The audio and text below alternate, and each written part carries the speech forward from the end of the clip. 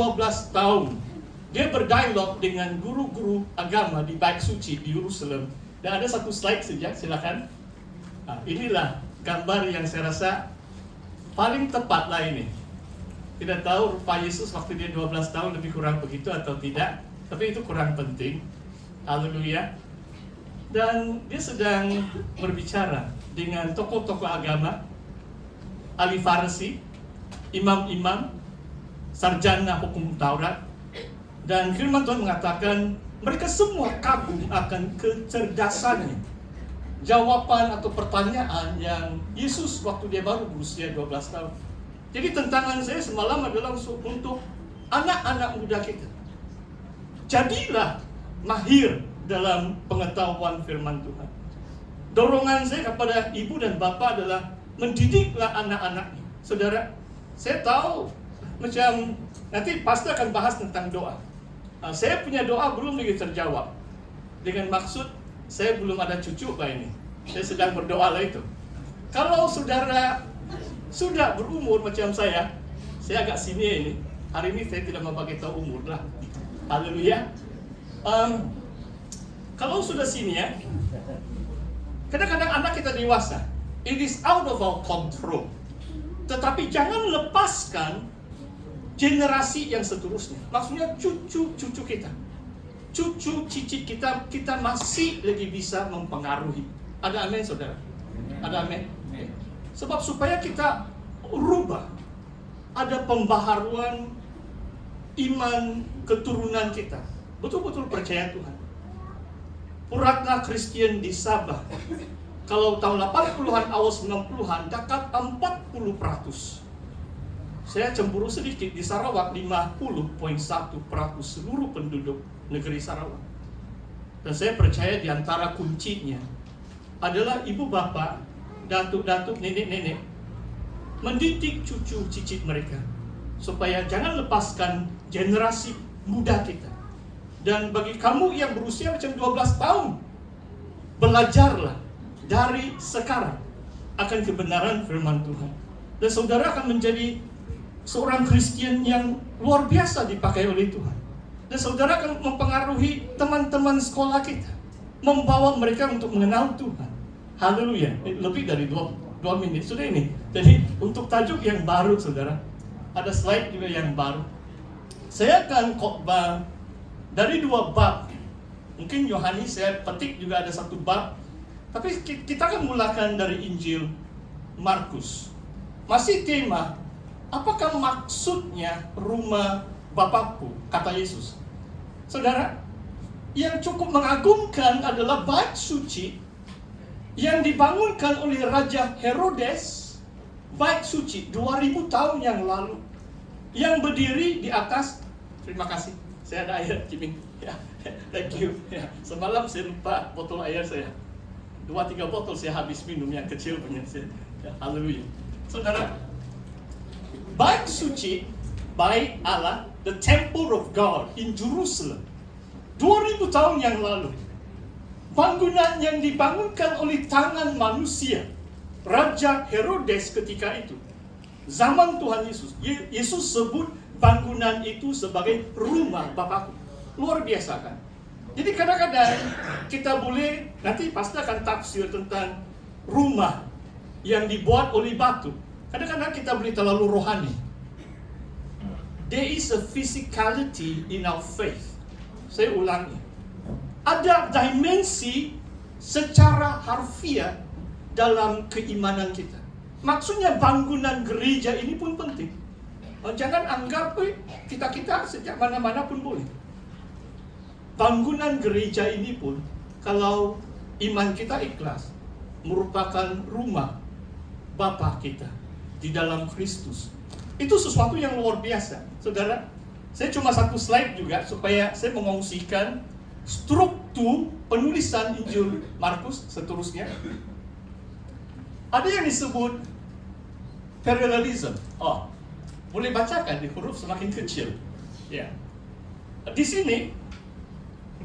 sini adalah pohon ara dan bait suci.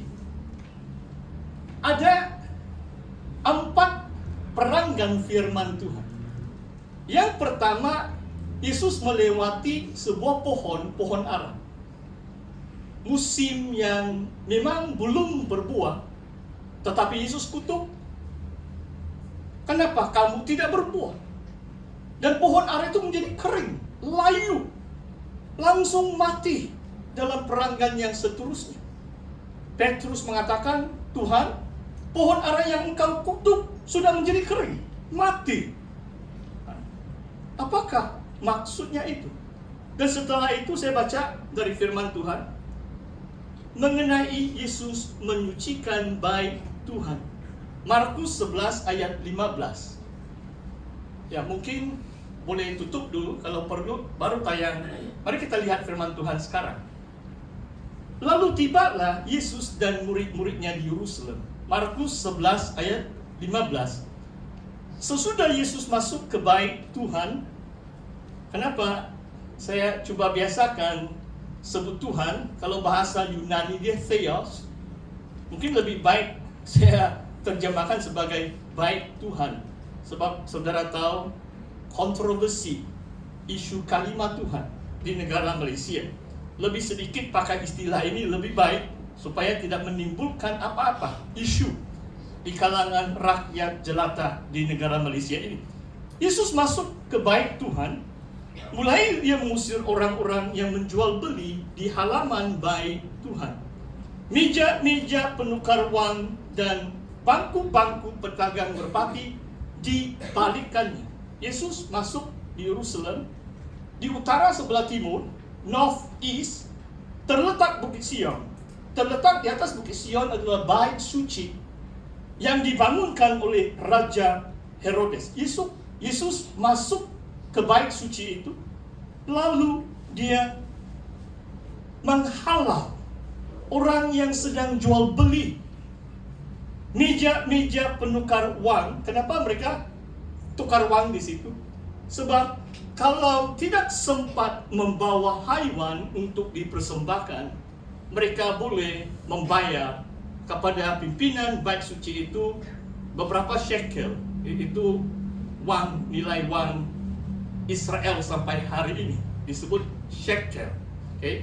Sebab bukan senang kan kalau bawa 2 ekor kambing domba dari Nazaret. Jadi untuk memudahkan mereka hanya bawa wang. Dan di situ kadang-kadang macam kalau lebih banyak wang, jadi mereka tukar itu wang di situ. Termasuk pedagang merpati. Kenapa merpati? Kalau orang yang tidak ada keuangan, sekurang-kurangnya mereka mampu mempersembahkan merpati. Jadi ada merpati di pelataran bait suci untuk dijual beli bagi mereka yang tidak dapat mengorbankan seekor kambing dan domba. Kalau domba itu mahal, kadang-kadang mereka hanya sembeli seekor domba 1 tahun 1 kali, mungkin hari Paskah, dan beberapa minggu sebab mereka masak panggang itu. Jadi mereka makan bersama. Tetapi kebanyakan orang Yahudi bukan orang kaya. Jadi ramai di antara mereka cuma dapat mempersembahkan merpati, bukan haiwan. Tapi Yesus menghalau semua itu. Kenapa saudara? Mari saya bacakan ini. Ayat 16, masih Markus 11, yang tidak memperbolehkan orang membawa barang-barang melintasi halaman bait Tuhan. Dan yang mengajar mereka katanya, bukankah ada tertulis, rumahku? Yesus petik dari kitab Yesaya, rumahku akan disebut rumah doa bagi segala bangsa, tetapi kamu ini telah menjadikannya sarang penyamun. Wah, ini satu kritikan yang sangat serius terhadap pimpinan bait suci. Maksudnya mereka bermotifkan keuntungan, tukar wang di situ, jual merpati di situ. Dan Yesus katakan, kamu ini sarang penyamun. Bukankah rumahku disebut rumah doa bagi segala bangsa? Saudara, kalau sibuk jual beli, ada merpati sini sana, mungkin bising, bagaimana suasana di bait suci?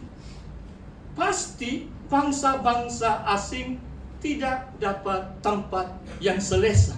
untuk berdoa kepada Tuhan.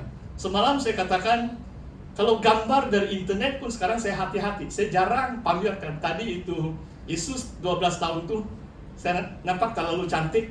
Macam sayang juga saya tidak tayangkan di sini. Saudara, kamu boleh Google atau tanya AI saja.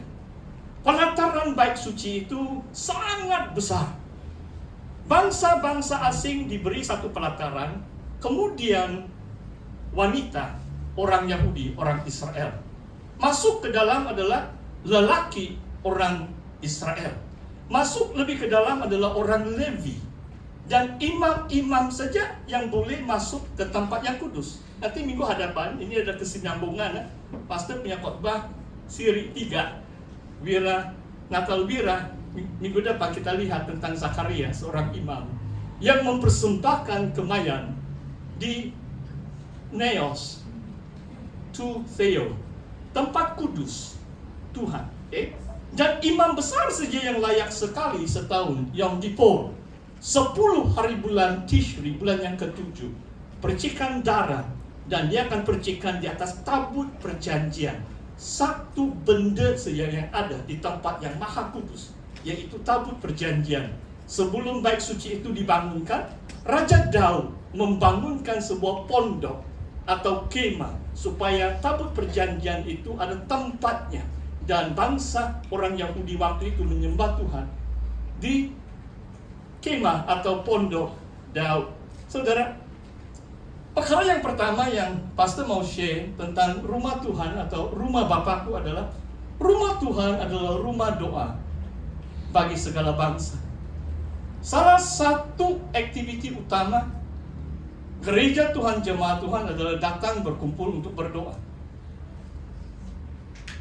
Biasanya, pastor hari ini hari Natal, jadi saya tidak sengaja menegur lah. Walaupun tidak sengaja menegur, firman Tuhan itu yang menegur bahkan. Kalau Jumat petang pun, ya, kalau kebiasaan mana-mana gereja, syukur